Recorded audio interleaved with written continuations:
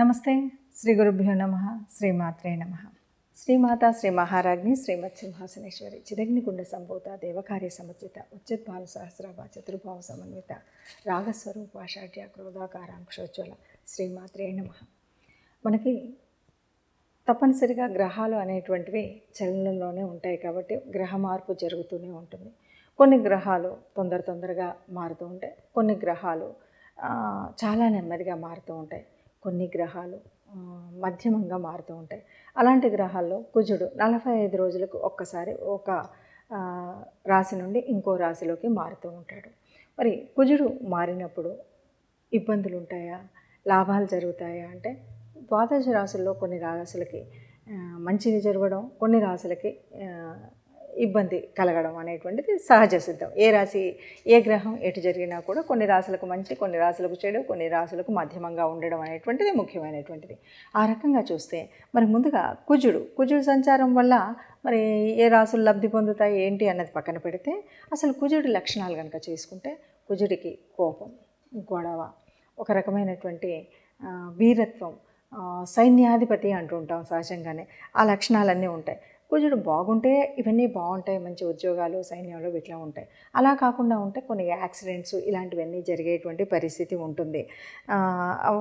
అయితే వీటిని ఈ దృష్టిలో కనుక చూసినట్టయితే మరి కుజుడు బాగా లేకుండా ఉండేటట్టు అంటే మనం చాలా వరకు కుజుడు అనగానే మనం ఎంతసేపు కుజదోషం ఇక్కడి వరకే చూస్తుంటాం. కుజదోషం వేరు, అది ఉన్నటువంటి గ్రహాల స్థితిని బట్టి. అలా కాకుండా కుజుడు ఈ సంచారం మూలంగా ఒక్కొక్క రాశిలోకి వెళుతూ ఉన్నప్పుడు జరిగేటువంటి పరిస్థితి.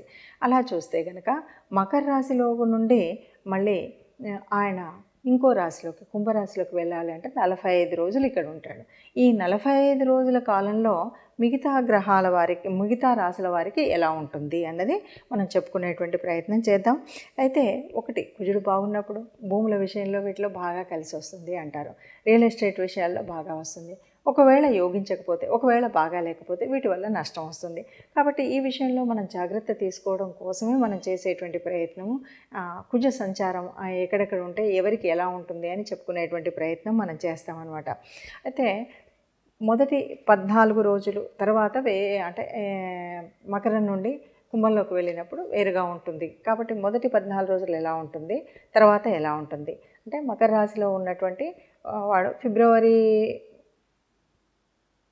కనుక చూస్తే మొదటి 14 రోజుల తర్వాత 15వ తారీఖు అప్పటి వరకు కుజుడితో పాటు ఉన్నటువంటి రవిగ్రహము కుంభంలోకి వెళుతుంది. అలా రవిగ్రహం కుంభంలోకి వెళ్ళేసరికి కుజుడు తన యొక్క శక్తిని అంతా కూడా ప్రదర్శించగలుగుతాడు. రవితో ఉన్నప్పుడు ఆ ప్రదర్శన ఉండదు కాబట్టి తన యొక్క స్వయం ప్రతిపత్తిని ప్రయోగించగలిగే శక్తి ఉండేటువంటి స్థితి మనకు కనిపిస్తుంది.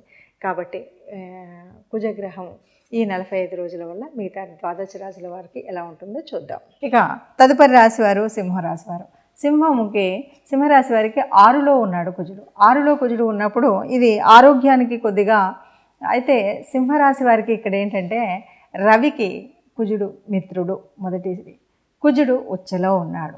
ఇప్పుడు ఇలా ఉన్నప్పుడు ఆరోగ్య స్థానం ఎలా ఉంటుంది అంటే ఆరోగ్య స్థానం ఇప్పటి వరకు ఉన్నటువంటి ఇబ్బందులన్నీ పోయి కొద్దిగా ఉన్నతంగా ఉంటుంది. ఆ ఇబ్బందులు ఆరోగ్యంలో ఇప్పటి వరకు ఉన్నటువంటి ఏదైనా ఇప్పటి వరకు డిటెక్ట్ అవ్వనటువంటివి ఏమైనా ఉంటే అవి డిటెక్ట్ అవ్వి వాటికి మందులు దొరికి వాటికి మంచి ఆరోగ్యం పొందేటువంటి పరిస్థితి ఉంటుంది. అంటే సింహరాశి వారికి మిత్రుడైనటువంటి కుజుడు వల్ల లాభం చేకూరుతుంది కాబట్టి ఆరోగ్యం బాగుంటుంది, అనారోగ్యం తగ్గిపోతుంది.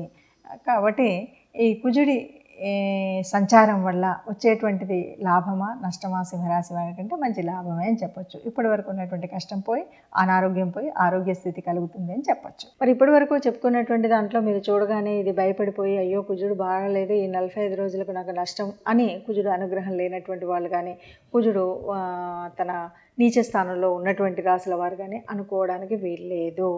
ఎందుకు అంటే మనకి ఇది గోచార రీత్యా మాత్రమే మనం చెప్పుకునేటువంటి పరిస్థితి. మీకు మీ జన్మజాతకంలో ఎలా ఉందో ఆ గ్రహాల యొక్క స్థితిని బట్టి, ఆ గ్రహాల దశ నడుస్తున్న దశను బట్టి, నడుస్తున్నటువంటి అంతర్దశను బట్టి, అంతేకాదు గ్రహాల యొక్క యుతి, దృష్టి, వీటన్నింటి యొక్క ప్రభావం ఉంటుంది. ఇవన్నింటిని దృష్టిలో పెట్టుకుంటే తప్ప మనకి ముందుకు వెళ్ళలేము. కాబట్టి ఏదో ఇలా చెప్పారు కాబట్టి ఇంకా నాకేమీ అంత అంటే ఏదో కుజుడు నాకు నీచ స్థానంలో ఉన్నాడు, కుజుడు శత్రువులతో కలిసి ఉన్నాడు, ఇలాంటి భావన మాత్రం అస్సలు పొందకండి. ఇదంతా కూడా కేవలం 30-40% గోచార రీత్యా ఉండేటువంటి ఫలితం ఉంటుంది. ఈ 30-40% ఉన్నప్పుడు మరి ఎందుకు చెప్పుకోవాలి అని అనకండి. ఎందుకు చెప్పుకోవాలంటే ఈ 30-40% అయినప్పటికీ కూడా మనకు ఈ నెల రోజులు ఆ ఇబ్బంది కూడా ఉండకుండా ఉండాలంటే రాబోయేటువంటి ప్రమాదం ఏంటి, రాబోయేటువంటి లాభం ఏంటి, రాబోయేటువంటి స్థితి ఏంటి, రాబోయేటువంటి ఈ స్థితిగతులను తెలుసుకొని దానికి కావాల్సినటువంటి దేవతా ఆరాధన కానీ గ్రహ అనుకూలతకు చేయవలసినటువంటి పనులు కానీ పూజలు కానీ చేసుకుంటూ, లేదు కోపాన్ని కాస్త నివారించుకోవడం, లేదు ప్రయాణం చేసేటప్పుడు కాస్త తగు జాగ్రత్తల్లో వెళ్ళడం, ఇలాంటివన్నీ నిర్ణయాలు తీసుకుంటాం. కాబట్టి ఈ నిర్ణయాల కోసమే మనం ముందు జాగ్రత్తగా ఈ విషయాలు చెప్పుకుంటూ ఉంటాము. అలా చెప్పుకుంటూ మరి ఏం పరిహారాలు చేద్దామో చూద్దాం. కుజగ్రహం అనగానే ఇది భూగ్రహం. ముఖ్యంగా కుజగ్రహ దోషాలు ఉన్నప్పుడు మనం మంగళవారాలు పూజ చేయడము, అలాగే కుజుడికి అధిపతి అయినటువంటి వాడు మరి సుబ్రహ్మణ్య స్వామిని ఆరాధించడం, ఇవి చేస్తాం. గ్రహాలు అంటే కుజుడు మనకు యోగించకపోని ఈ 45 రోజుల కాలం కనుక మనం సుబ్రహ్మణ్య స్వామి ఆరాధన చేసిన, ఏదైనా సరే ఎవరికైనా దానం ధర్మం చేసేటప్పుడు కందిపప్పు ఇలాంటివి దానం చేసిన, ఎర్రటి వస్త్రాలు దానం చేసినా మనకు అనుకున్నటువంటి ఫలితం ఉంటుంది. అయితే ఇక్కడ మహాదశ అంతర్దశలు కూడా వీటికి కనెక్ట్ అయినప్పుడు ఉండేటువంటి పరిస్థితి ఒకలాగా ఉంటుంది, లేనప్పుడు ఒకలాగా ఉంటుంది. అలాగే ఇప్పుడు మనం చెప్తున్నటువంటి దానికి త్రికోణాధిపత్యం ఏదైనా వచ్చినట్టయితే వేరేలాగా ఉంటుంది. అంటే 159 లాట్స్లో కనుక కుజుడు ఉన్నప్పుడు మంచి చేస్తాడు. ఆ మంచి చేసేటువంటి పరిస్థితి వేరేలాగా ఉంటుంది.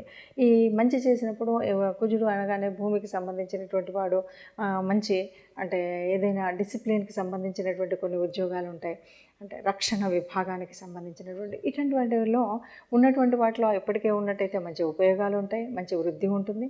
అలా కాకుండా ఇప్పుడే తెచ్చుకోవాలి అన్నటువంటి వాళ్ళకి ప్రయత్నాన్ని చేస్తే కనుక మంచి ఫలితం ఉంటుంది.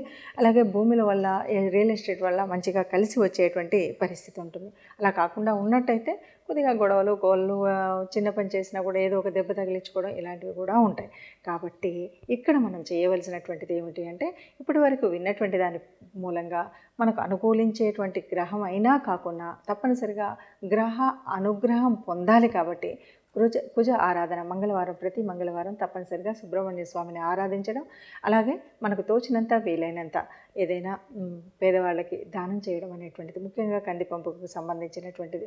అది కాదు, ఇదేది కాలేదు అంటే కనీసం మనం గోశాలకు వెళ్ళి గోశాలలో గోమాతకి గోగ్రాసం ఇవ్వడం లాంటివి చేసినట్టయితే మనకు ఈ గ్రహం వల్ల వచ్చేటువంటి అననుకూలత ఏదైనా ఉంటే పోతుంది.